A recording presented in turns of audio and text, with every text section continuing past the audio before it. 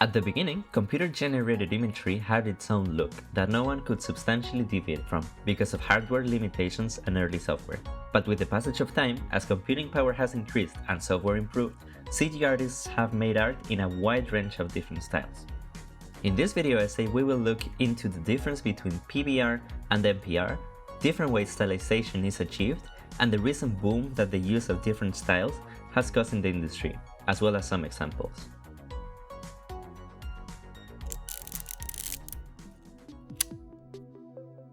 First, some definitions. There are different ways we can achieve a stylized result. For example, if we look at the characters from Luca, we can see that they are stylized because they have cartoony proportions and shapes, and because their animation style reflects that. But if we take a closer look, we can see that the lighting is very realistic, and so are the surfaces. This is called physically based rendering, or PBR. This way of rendering relies on models based on real phenomena, and is designed to emulate it in how lights, materials, and cameras behave in real life, creating a pleasing image similar to live action. Looking at the materials, different maps are used to describe how rough materials are, how refractive they are, and other physical properties like metalness. Especially in more recent years, when other people say stylized CG, they mean not only animation that's not realistic, but that has stylized surfaces and lighting too. We call this non-photorealistic rendering, or NPR. In this style of rendering, we can find painterly textures, lines and strokes that imitate hand-painted images, and all sorts of tricks like custom normals and toon shaders that react differently to light. A lot of compositing tricks are used alongside custom renders that give information other than color, like depth and curvature. In the world of 2D animation, from which NPR draws a lot, creating new frames to fill in the gaps between the key poses is very expensive, requiring animators to draw in between frames by hand. That's why limited animation relies on using less frames and more snappy animations to compensate, featuring smears and other techniques. This gives a very graphic style, allowing each frame to be read more clearly. In 3D, when a limited frame rate is used, there are some exceptions like camera movements, which are often kept at a higher frame rate. This results in smooth and readable camera moves with graphic feeling movements for the characters. Notice how in this shot the camera moves every frame, but Miles and the track in the background move every second frame.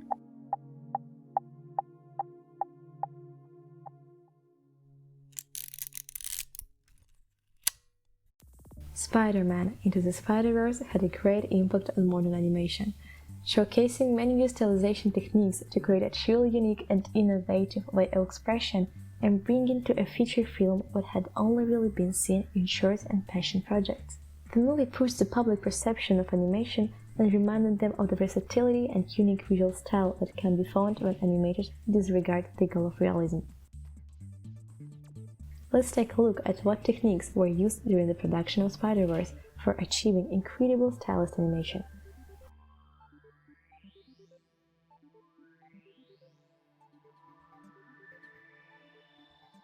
The first thing that comes to mind when we talk about Spider-Verse is its different look from popular 3D animations like those commonly achieved by Pixar or Disney.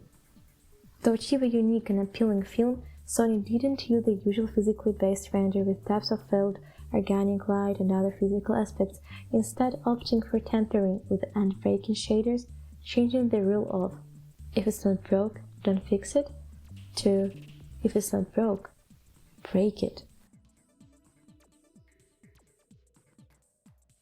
This film is a great example of stylization through frame rate variation. Usually animation has 24 fps as a standard and is animated on ones, the method of animation where all of the frames are animated on, while Spider-Verse mixes an animation on twos, when only half of the frame are animated as well. Not only does it push the stylized look of the film and make it more visually pleasant to watch, but it's also used to show how a character feels or their level of self-certainty. For example, throughout the film, Miles appears in a different frame rate to other characters when he's stressed, awkward, or unsure in himself. Instead of using camera focus for adding more depth to the picture, Spider-Man Into the Spider-Verse uses the opportunities of stylized CG. To achieve the immersive look, visual artists used offset printing defects that brought the comic look for the film. Filmmakers got their inspiration directly from comics about superheroes. Thanks to it, Stylized Animation makes an split connection between art and film.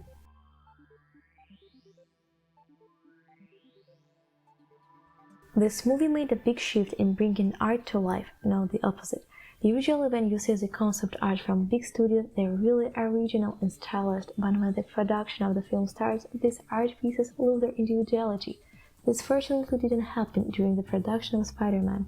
When you compare concept art from the film and the final product, you can see their originality during the whole production. Resources that were used for inspiration became the medium itself. After the success of Spider-Verse, a lot of Western studios realized that stylization had huge potential and a huge amount of stylized movies began production.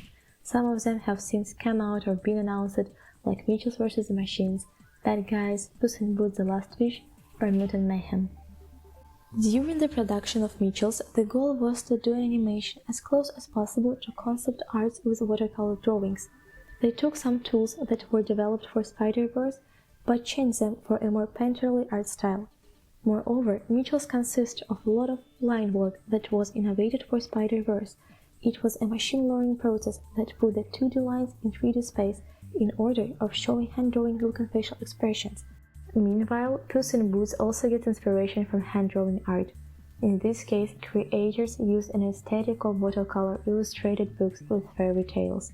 For example, here we clearly see how the grass and flowers are in measure variety, with overlapping shades of green and paint-brush strokes. Moreover, Puss in Boots goes further and combines actual 2D illustration, which became backgrounds, in combination with 3D animation. We can see them in Puss's flashbacks and sometimes during the adventure.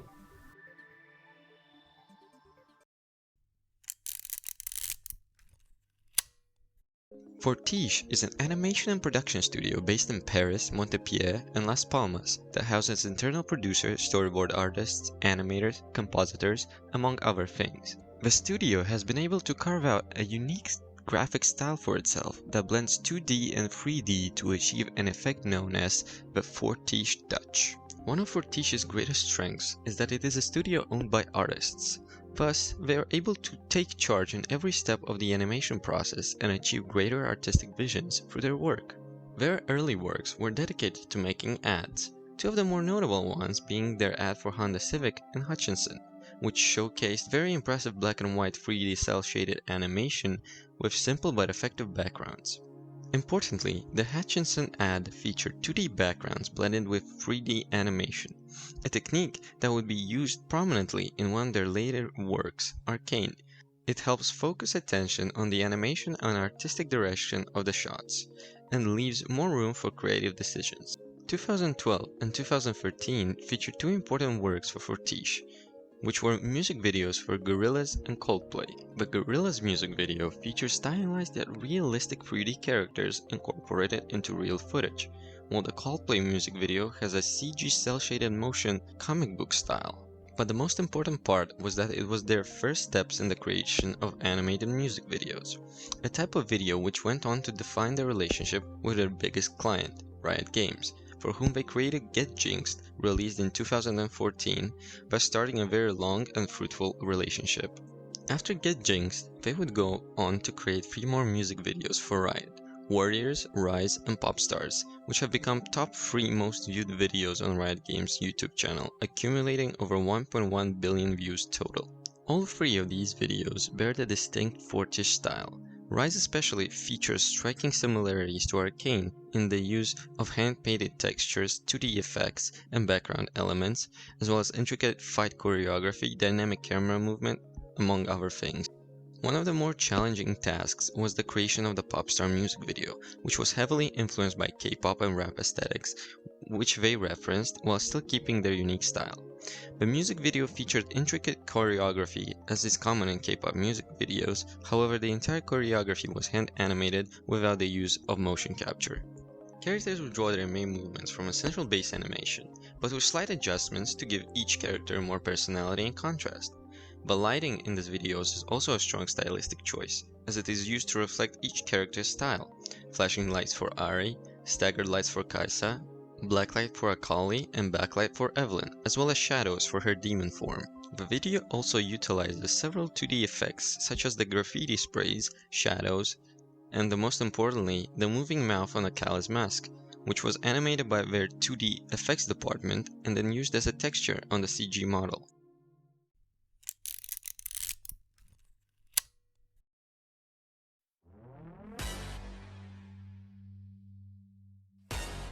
Fortich Studio is well known for its trademark mix of 2D effects with 3D animation, especially in the video game cinematics arena due to their frequent collaboration with Riot. However, one of their groundbreaking works and a significant milestone in the history of animation is the Netflix series Arcane, which first aired in 2021. Their stylistic approach to CGI is memorable for its extensive use of 2D effects on top of a 3D animation that gives the whole series a handcrafted and timeless look. Every second of the series feels like a beautiful illustration, brought to life with that high level of nuance, detail, and artistry that is the key feature seen in the Arcane animation. But several different techniques help contribute to this look, so it's important to break each one down individually. One of the more obvious techniques is the hand-painted 2D textures, seen on top of 3D character and props models, which gives the originally bland 3D models unique features, imperfections, and an essence of life. The creators of the show point out how they try to ensure that nothing is absolutely straight, round, or spherical in the film, because drawing is never perfect. Pupils, objects, glass, everything was adjusted a little bit to feel less perfect and more real. The only exception are the hex-tech gemstones, the source of mysterious magic, driving both the progress and destruction forward in the series. Additionally, 2D elements are used to create smokes, beams of lights, dust clouds, blood droplets, and motion trails in scenes, which gives much more stylized and dynamic look to the action. The glitches that signify Jinx's inner turmoil are drawn on top as well with an eye-catching neon color and distorted, drizzled look as if Jinx herself was drawing on the footage of her life, expressing her feelings, fears, and regrets. Thus, the drawn on top 2D effects become not only an aesthetic design choice for amplified dynamic feeling of the scenes, but also a strong tool in the hands of the narrative, adding a complex layer of meanings and metaphors on top. The backgrounds they were using were 2D as well, with some parallax to imitate the camera movement of a 3D space. Due to this, every scene feels like it was taken directly from the concept art, with any light or shadow details amplified to the extent that it brings out feelings and meanings of the scene the best. This also means that the team did a grand job on the compositing stage, bringing everything together and matching the lighting on the 2D backgrounds in a 3D space with 3D characters and props. Despite the possible complications of drawing on top or of needing much more illustrations, the studio didn't hesitate on using very complex and daring camera angles and movement, often imitating the handheld camera, which helped to increase the immersive effect. Another aspect that lets Arcane's characters and the whole world truly shine is Fortich's perfect balancing between realistic and cartoon animation. Deliberately deciding not to use motion capture in any way gives them full creative control over characters' movements, but the animators had to ensure that the animation felt realistic enough to go well with the semi-realistic appearance of the characters, while avoiding the uncanny valley and capturing the expressive essence of traditional animation. For that reason, they used many techniques usually not so common in 3D animation. For many of the fight scenes in the film, they used squash and stretch to convey the speed of the action and make it feel more dynamic, or broke some bones that is so important to convey readable and enchanting duels. Moreover, they frequently used doubling and smears, techniques used in 2D animation for their dynamic qualities, which in 3D means a literal duplication of the model's individual parts, as hands or guns, within one scene. Sometimes they would even break some rules of reality in a very subtle, quite cartoonish manner to communicate the specific idea of the scene, like letting a character hang in the air during the jump sequences, or exaggerating the shadow of a character to make a dramatic entrance, making the action sequence feel much more exaggerated and visually entertaining. Also, they were using different tricks for Jinx's face, a more childish and more adult-looking one, for different scenes depending on its mood and setting, to better describe Jinx's state of kid-like vulnerability or excitement, or of a more cold and reserved stance. This attention to details is mind-blowing and shows the extremes the studio is going for to ensure the touching and expressive visual narrative of the story that combines both 2D and 3D elements to immerse the viewers into the fantastic world of Zaun and Piltover.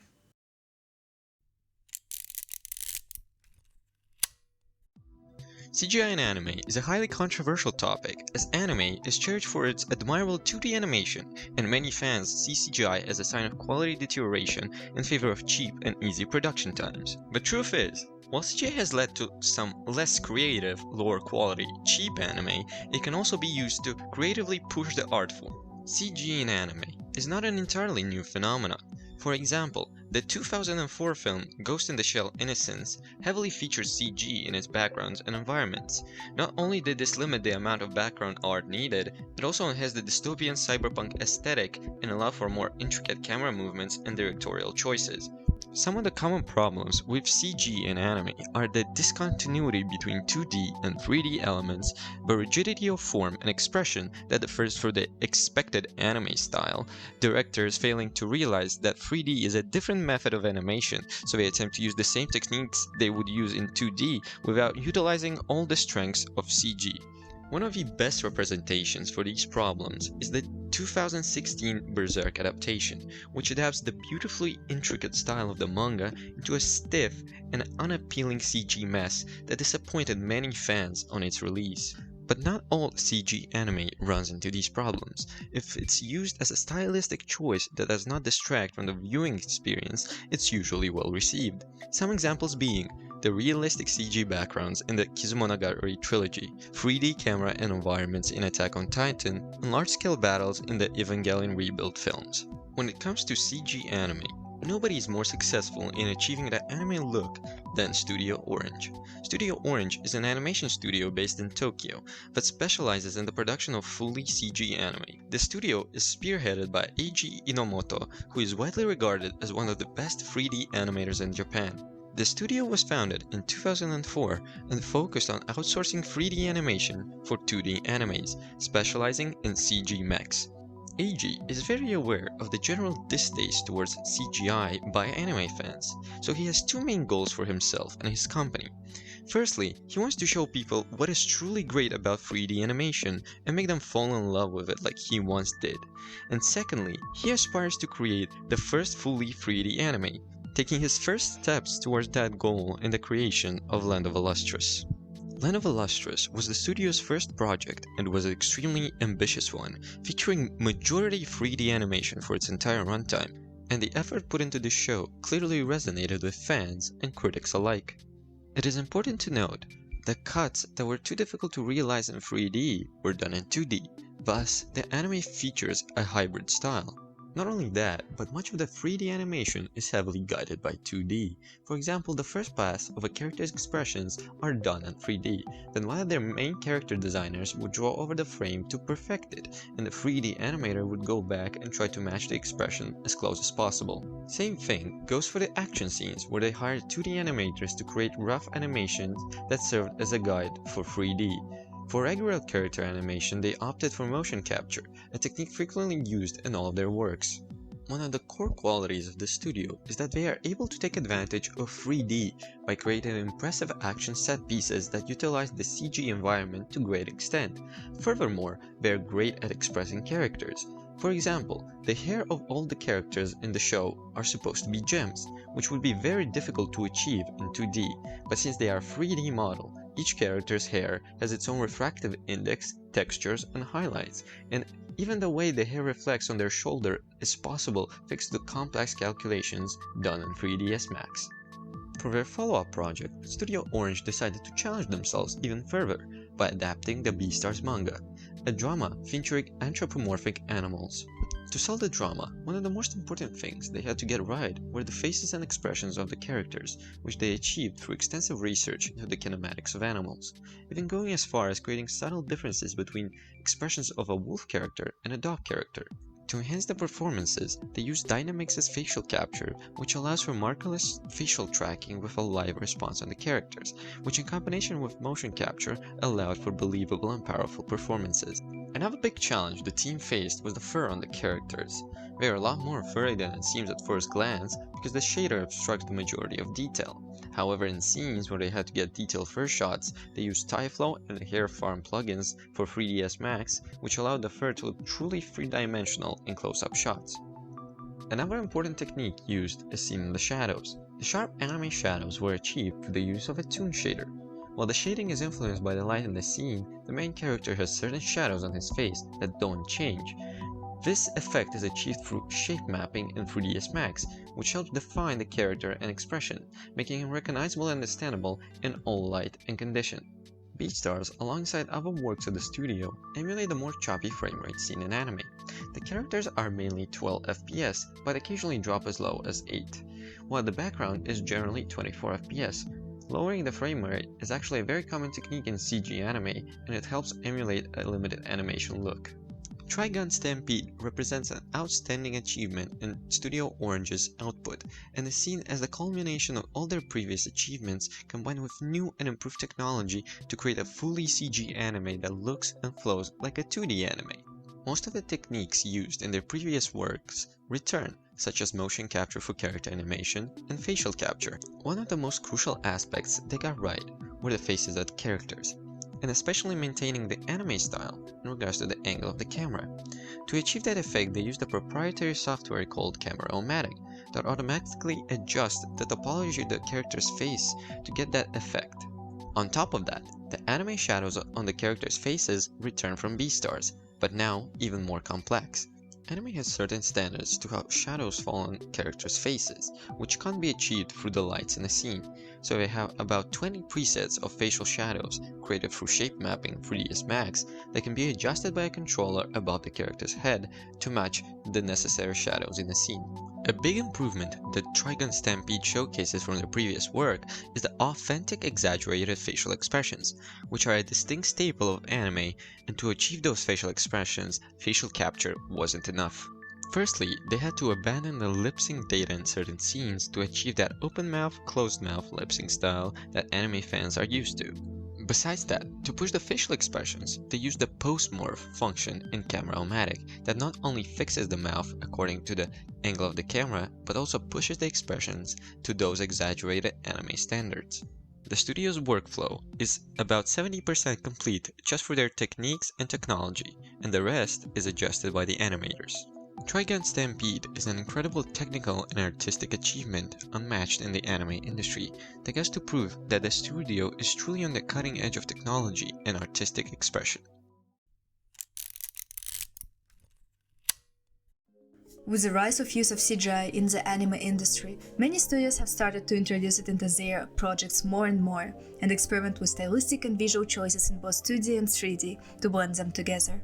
An interesting example of this is the full-length feature film Premiere from Studio Trigger, a Tokyo-based animation studio.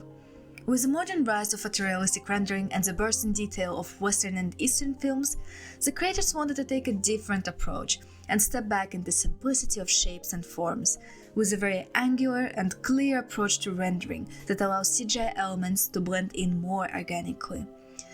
There were a few key elements to their visual approach. First, almost no use of black, gray, or white, forcing the animators to instead achieve contrast using complementary colors.